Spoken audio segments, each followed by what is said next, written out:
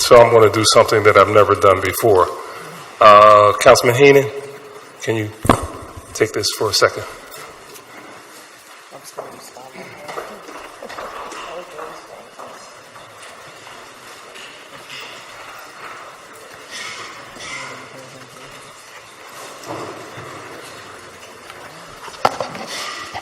Thank you. Thank you, Council President. And now I'd like to recognize Council President. Thank you. Thank you, Mr. Leader. This is a very important issue to me, which is why I'm here, which I rarely do. I don't think I've ever done. And I want to make sure that it's an understanding of the concerns that have been raised by not only myself, but a number of members, a number of advocates, that the reality is that there was a significant effort put in creating the land bank, Mr. Leader. A lot of people did a lot of good work. One of the members just left, Representative Jordan Harris, was a state rep. Our good friend, Councilman Johnson, was at that point a state rep when this whole conversation started.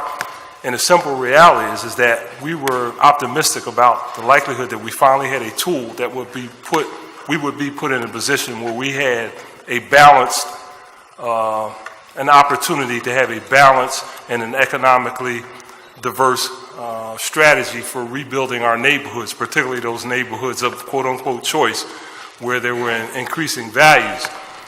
And what we're simply saying is that we're asking for people to take a step back, because the simple reality is that the same people that we would be asking to oversee the securitization program, and I actually met with Councilman Dom early on a number of occasions and met with the people from New York where we had that conversation. And it might be something that would ultimately make some sense once we got the data.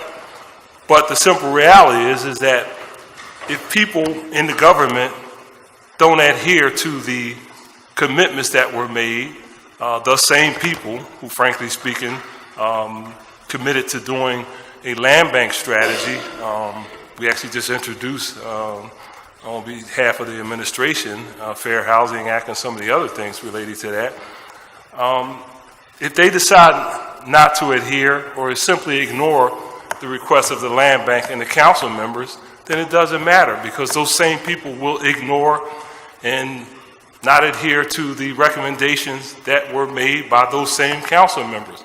So my issue is not so much around the strategies, but it is around the notion that people within the government can ultimately make the final decision on how we proceed as it relates to developing our communities in a fair and equitable way.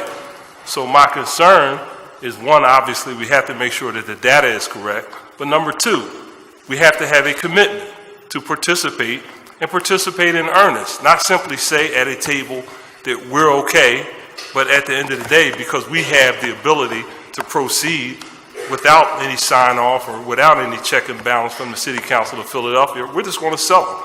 So that's my most significant issue. And I must tell you that we're looking at going beyond simply having a public hearing on this process and this conversation. You know, I was on the radio a couple of days and people were amazed that there was no check and balance, Mr. Leader, as it relates to council's ability to have influence as it relates to the share of sales of property. That's a problem. And we're looking at, hopefully, an understanding between us and the Revenue Department as to how we proceed and continue the conversation around the memorandum of understanding, but not simply have, and I don't know who's in charge of that aspect of the government, simply have people ignore the wish and the request of not only the council members, but the land bank board and all of the stakeholders that fought to put this in place.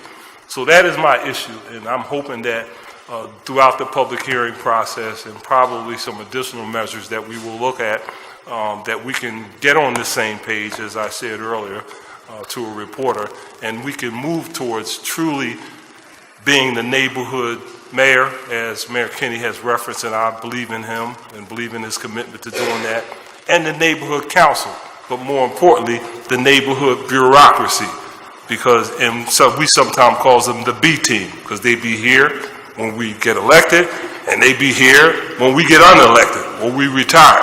So we need to have, within this structure of government, a commitment that's systemic or systematic as it relates to our needs to deal with the citizens of the city of Philadelphia, and subsequently to help these people in this community. So I just wanted to say that, that's the objective, and hopefully, Mr. Leader, we can get back on the same page and we can move forward on what we believe that ultimately will be something that's good for all the citizens of the city of Philadelphia. So with that, I will give you your chair back.